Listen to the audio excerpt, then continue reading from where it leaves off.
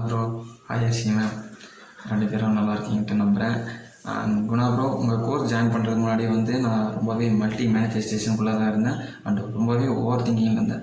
எப்பயுமே ஏதாவது நடந்துடுமோ, எப்படி இருக்கும் அப்படின்ட்டு ரொம்பவே நெகட்டிவ் ஓவர் திங்கிங்கில் தான் இருந்திருக்கேனே தவிர இந்த பாசிட்டிவ்ங்கிற விஷயம் ஏதோ ஒரு லிட்டில் பிட்டு தான் இருக்கும். காரணம் என்னென்னா, இந்த லா ஆஃப் அட்ராக்ஷன் நாலேஜ் எனக்கு ஏற்கனவே கொஞ்சம் இருந்துச்சு. அதை வச்சுட்டே நம்ம இன்னும் மேலே போயிடலாம், அந்த கடையை பெருசு பண்ணிடலாம் அப்படின்ற ஒரு மைண்டில் தான் இருந்தேன். பட் ஏன் என்னால் அதை மீள முடியலன்னா, வில்லேஜ்லாம் ஒரு கடை வச்சுருந்தா அது எப்படிப்பா 1 லட்சம் 2 லட்சம்லாம் வருமானம் வரும், 5 10 சம்பாரிச்சுட்டு போவோம், அவ்வளோதான். பட் டவுன் இதெல்லாம் கரெக்டாக இருக்கும் அப்படின்ற ஒரு விஷயம் என் மைண்டில் ஆழமாக பதிஞ்சிருச்சு. ஸோ அது என்னால் மீள முடியல. ஸோ அப்படி இருக்கும்போது அந்த டெய்லி டார்கெட் மாதிரி 2000 3000 இன்கம் வந்தால் எப்படி இருக்கும்னு ஃபீல் பண்ணிவிட்டேன். அதுவும் நான் மேனிஃபெஸ்ட் பண்ணியிருக்கேன். பட் பெரிய அளவுக்கு 25,000 மேலே என்னால் போக முடியல. காரணம் என்னென்னா, அந்த நான் சொன்ன விஷயம் தான், வில்லேஜில் யாருப்பா இப்படிப்பா அதெல்லாம் பண்ண முடியும் அப்படின்ற ஒரு விஷயந்தான். அதுக்கப்புறம் உங்கள் கோர்ஸ் பார்த்தேன். ஜாயின் பண்ணுறதுக்கு முன்னாடி இந்த ஜாயின் பண்ணலாமா வேண்டாமா, ஏன்னா நமக்கு தான் லா ஆஃப் அட்ராக்ஷன் நாலேஜ் இருக்குல்ல, நம்ம இதெல்லாம் போய் ஜாயின் பண்ணால் கரெக்டாக இருக்கும் அப்படின்ட்டு பல யோசனை. பட் இருந்தாலும் எல்லாத்தையும் தாண்டி நீங்கள் கொடுத்த ஒரு ஹோப்னால் நான் கண்டிப்பாக அதில் ஜாயின் பண்ணிவிட்டு இப்போ சூப்பராகவும் போயிட்டுருக்கு. அண்டு என்னை முன்னேற விடாமல் ரொம்ப தடுத்த விஷயம் என்னென்னா, அந்த அவுட்டர் ரோட்டில் ரியாக்ட் பண்ணுறது தான்.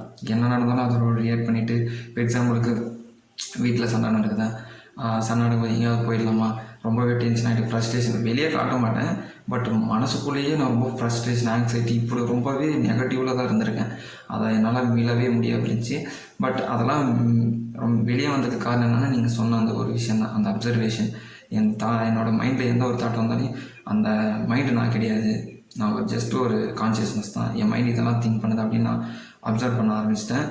ஸோ அதுக்கப்புறம் என்னென்னா, அந்த கிராசரி ஷாப்லேயும் அவ்வளோதான் ப்ரோ. இன்றைக்கி வரலையா, சரி என்னடா வரவில்லை அப்படின்ட்டு ரொம்ப புலம்பிட்டு, இதெல்லாம் நம்ம செட் ஆகாது, நம்ம டிஎன்பிசி ஃபீல்டு போயிடலாமா, நம்ம பிஸ்னஸ்ன்ட்டு ஒரு ஐடியா வச்சுருந்தோமே, அது என்னாச்சு, சரி நம்ம அதுக்கு போயிடும் அப்படின்ட்டு அந்த ஒரு ஆசிலேஷன்லேயே ஓவர் திங்க் பண்ணிவிட்டு அதுலேயே ரொம்பவே மூழ்கி போயிட்டு இருந்தப்போ என்னால் மீள முடியல.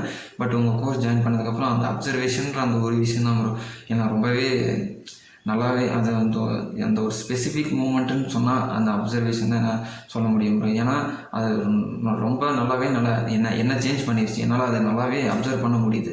ஸோ அது ஒரு மெயினான விஷயம் ப்ரோ.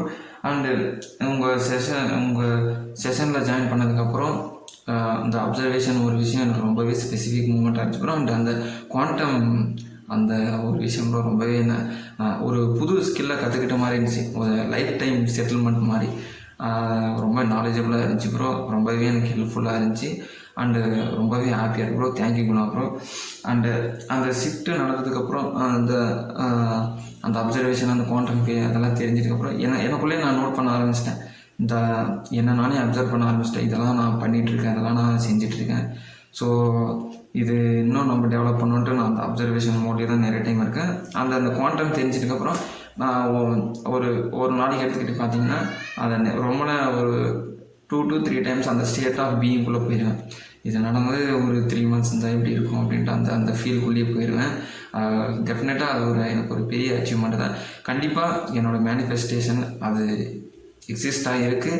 அது அந்த டைமுக்காக நான் வெயிட் பண்ணிகிட்ருக்கேன். நீங்கள் சொன்னது தான் ப்ரோ, நான் ஃபாலோ பண்ணிகிட்ருக்கேன். அந்த டைமுக்காக நான் வெயிட் பண்ணிகிட்ருக்கேன் ப்ரோ. ஸோ அது ரொம்பவே எனக்கு ஹாப்பியாக இருக்குது. உங்கள் கோர்ஸ் ஜாயின் பண்ணுறதுக்கு முன்னாடியும் இப்பயும் எனக்கு நல்லாவே ஒரு டிஃப்ரெண்ட் தெரியுது. நான் நல்ல ஒரு அப்சர்வேஷனில் இருக்கேன், என்னை நானே கவனிச்சிட்ருக்கேன். அந்த ரியாக்டிங் டு அவுட்டர் வேர்ல்டு அப்படின்ற ஒரு விஷயம் வரும்போது என்னோடய மைண்டை கவனிக்க ஆரம்பிக்கிறேன். இது நான் கிடையாது, இது ஜஸ்ட் என்னோடய மைண்டு தான். ஸோ இதெல்லாம் நமக்கு தேவையில்லாத ஒன்று அப்படின்ட்டு நான் என் மைண்டை அப்சர்வ் பண்ண ஆரம்பிக்கிறேன், என்னென்ன தாட் என்னோடய மைண்டுக்குள்ளே ஓடுது அப்படின்ட்டு.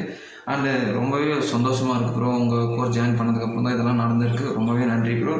அண்டு உங்கள் கோர்ஸில் ஜாயின் பண்ண ஒருத்தர் யோசிச்சுட்ருக்காருன்னா, கண்டிப்பாக அவங்களுக்கு நான் சொல்கிறது என்னென்னா, கண்டிப்பாக நீங்கள் ஜாயின் பண்ணுங்கள். காரணம் என்னென்னா, இது ஜஸ்ட்டு ஒரு 10,000 அமௌண்ட்டுங்கிறத பார்க்காம ஒரு லைஃப் சேஞ்ச் பண்ணக்கூடிய ஒரு ஆப்பர்ச்சுனிட்டின்னு நினச்சிக்கோங்க. ஏன்னா நானும் அப்படி தான் யோசிச்சுட்டு இருந்தேன். 10,000 கட்டி நம்ம செய்கிறதுக்கு நம்மக்கிட்டே அந்த லா ஆஃப் அட்ராக்ஷன் நாலேஜ் இருக்குது, நம்ம கண்டிப்பாக ஏதாவது பண்ணலாம், அதை வச்சுட்டு அப்படின்ட்டு யோசிச்சுட்டு இருந்தேன்.